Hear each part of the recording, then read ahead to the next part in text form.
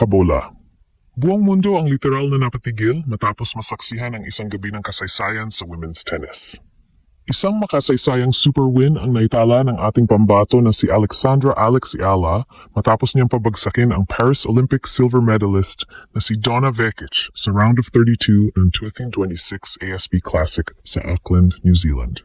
Sa score na 4-6, 6-4, 6-4, ipinakita ng 20 anyos na Pinay na hindi na siya basta racing star lamang, kundi isa ng lehitimong puwersa sa pandaigdigang tennis stage.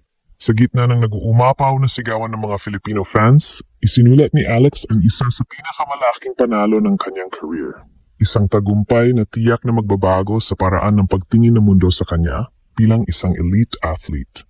Maaga pa lang ay dama na ang determinasyon ni Alex. Agad niyang kinuha ang 2-0 lead sa unang set. Nagpapakita ng kumpiyansa at kalmadong diskarte sa harap ng isang veteranang katunggali.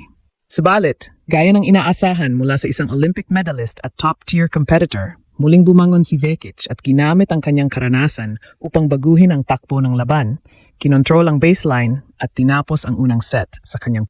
Muling bumigat ang atmosfera sa arena. Ramdam ng lahat ang kaba, mga alaala ng mga laban nung nakaraan, kung saan ilang beses na ring lumapit si Alexa sa panalo, ngunit nauwi sa pagkakadulas. Pero ngayong 2026, ibang-iba na ang bersyon ni Alex Eala. Sa halip na panghinaan ng loob, lalo siyang tumibay, naging agresibo, at nagpakita ng maturity at disiplina na bihira sa mga manlalaro sa kanyang edad. Sa ikalawang set, unti-unti niyang binasag ang ritmo ni Vekic gamit ang matalas na returns, malalakas na forehand angles, at mabilis na paglipat sa net, dahilan upang makuha niya ang kontrol ng laban. Pagsapit ng deciding set, si Alex na ang may hawak ng kumpiyansa. Naglaro siya na parang isang seasoned veteran, pinanatili ang pressure sa bawat rally, at tuluyang sinelyuhan ang panalo na nagpatigil sa buong arena. Ang tagumpay na ito ay hindi lang simpleng upset.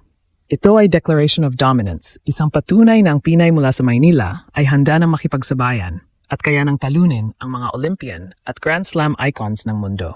Ang tagumpay na ito ay hindi lang simpleng panalo. Ito ay declaration of arrival. Isang malinaw na pahayag na ang bata mula sa Maynila ay isa ng bahagi ng elite circle ng tennis, handang sumabak at makipagsabayan sa mga Olympian at Grand Slam veterans ng mundo. Habang tumatagal ang laban, mas naging malinaw ang maturity ng laro ni Alex. Mas matalas ang kanyang pagbabasa ng serve, mas disiplinado ang kanyang shot selection, at mas buo ang kanyang loob sa mahahabang rally. Sa second set, unti-unting na-neutralize ni Alex ang lakas ni Vekic gamit ang bilis, teaming at matalinong placement.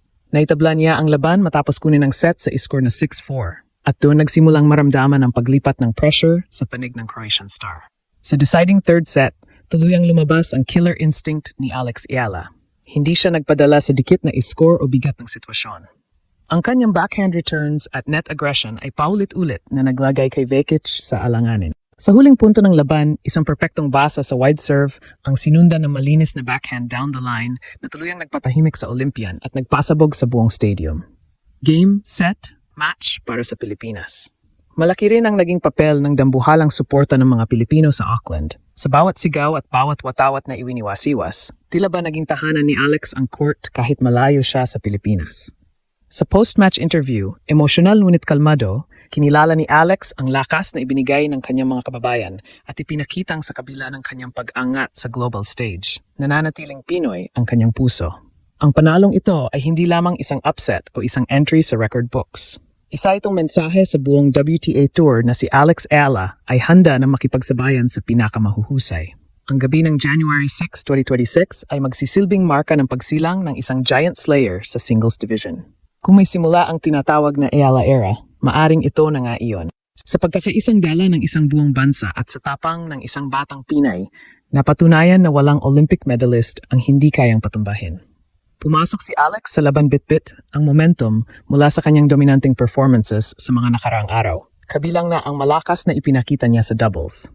Ngunit iba ang bigat ng hamon sa singles, lalo na't ang kaharap niya ay isang veteranong Olympian na sanay sa pressure ng malalaking entablado. Sa unang set, agad nagpakita ng tapang si Alex nang kumuha siya ng maagang 2-0 lead. Mabilis ang kanyang footwork, agresibo ang returns, at malinaw ang kumpiyansa na hindi siya basta-basta urong kahit mas mataas ang ranggo ng kanyang kalaban. Gayunpaman, ipinakita ni Donna Vekic kung bakit siya isang world-class veteran. Unti-unti niyang binasa ang galaw ni Alex, pinwersa ang mas mahahabang rally at nagawang baliktarin ang momentum upang kunin ang unang set sa score na 6-4. Sa puntong iyon, ramdam ang tensyon sa loob ng stadium. Maraming Pinoy fans ang napaisip kung maulit na naman ba ang mga nakaraang laban kung saan malakas ang simula, ngunit hirap sa pagtatapos. Dito nagsimulang lumabas ang malaking pagbabago sa laro ni Alex Ala ngayong 2026. Sa halip na madala ng pagkatalo sa unang set, mas naging kalmado at mas organisado ang kanyang approach sa ikalawa. Mas pinili niyang kontrolin ang puntos kaysa sumabay lang sa lakas ni Vekic. Mas matalas ang kanyang serve placement at mas consistent ang kanyang ground strokes, dahilan upang unti-unting mabawasan ang error count niya. Ang pagkapanalo sa ikalawang set ay nagsilbing turning point ng buong laban. Hindi lamang nito binuhay ang tsansa ni Alex sa panalo, kundi malinaw ring nagbigay ng mensahe na hindi siya basta-basta bibigay. Sa puntong ito, nagsimulang maniwala ang marami na posible ang isang makasaysayang panalo. Isang panalong maaring magbukas ng bagong yugto sa karera ni Alex Ala. Sa third set, tuluyang umangat ang laro ni Alex Ala. Ipinakita ang mas mataas na antas ng kumpiyansa at maturity. Mas agresibo siya sa kanyang mga returns at malinaw na makikita ang malaking improvement sa kanyang court awareness at serve reading ability. Sa bawat pagtangka ni Donna Vekic na pumuntos gamit ang wide serve, handang-handa si Alex sa backhand side, madalas ay tumatama ng malinis na down-the-line return na nagdudulot ng malalakas na sigawan mula sa crowd. Ang bawat ganitong palo ay hindi lang dagdag sa scoreboard.